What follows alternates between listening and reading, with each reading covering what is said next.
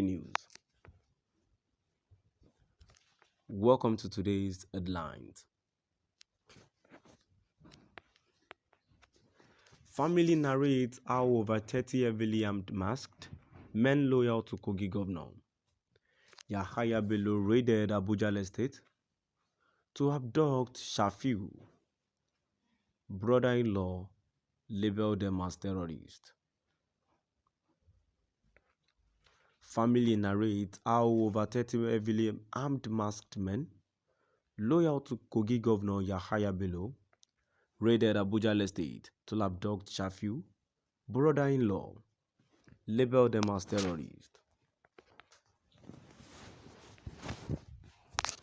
To my dear listeners from wherever you're listening from, please stay tuned as I read today's news. A source who witnessed the operation told Sarah reporters that the gunmen came in multiple cars and were 30 to 40 in number. Ibrahim Shafiu, a loyalist of Natasha Lapo-Tiluguangan, the People's Democratic Party's candidate for Kogi Central Senatorial District, has been identified as one of the persons allegedly abducted by gunmen at Strathmore Estate in Abuja on Monday.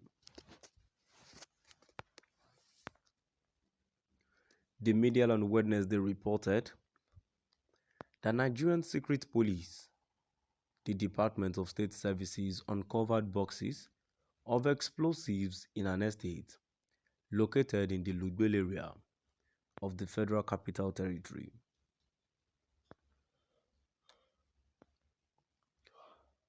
It was learned that 2 pistols were also recovered from an apartment rented by an alleged terrorist in the estate. This was contained in a notice issued by the management of the estate to residents on Wednesday, urging them to be vigilant.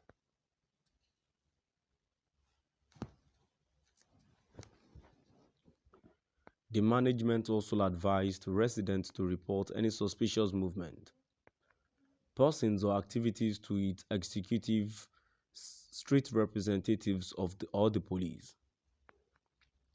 But the authorities of the Federal Capital Territory Police Command on Thursday described it as fake news. DSP Josephine Ade, public relations officer of the FCT Police Command, said, "It is not true. It is fake news."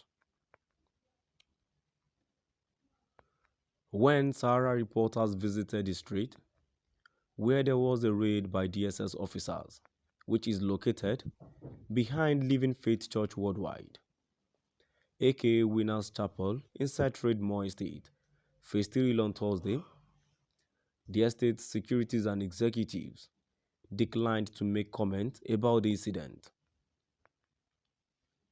Some of the residents said they were scared and never saw it coming. A source who witnessed the operation told Sarah reporters that the gunmen came in multiple cars and were 30 to 40 in numbers. According to the source, the gunmen first entered a building that supposedly belongs to an assistant commissioner of police, where they assaulted the family and brought out children in handcuffs before one of them noted that they had raided the wrong house. He added that eventually they raided a house where Shafiu and his brother-in-law, Yusuf Abdurrahman, were arrested. According to the source, the operatives also went away with all the phones and wallets found in the house. They also allegedly went away with a purse belonging to Shafiu's wife with almost 350,000 naira and about 3 diaries, a laptop and his car. The source said, "I was informed by an outsider that some unknown gunmen came and took Shafiu away. So I rushed down to the estate. On confirming the incident, his wife and mother, who were home when it happened, couldn't speak. They were traumatized. They couldn't even move. They were just shedding tears, and the whole house was turned upside down. The ceiling was broken and the doors and so on. So I had to control myself and went to the estate management post. I met some security guards on duty and some management people, and I asked them what actually happened. I was told that they noticed some movement around 2 p.m. that day. After some time, the guys came with Hilux, Prado SUVs, and some Sienna buses. Although they couldn't give me the accurate number plate of the vehicles they came with.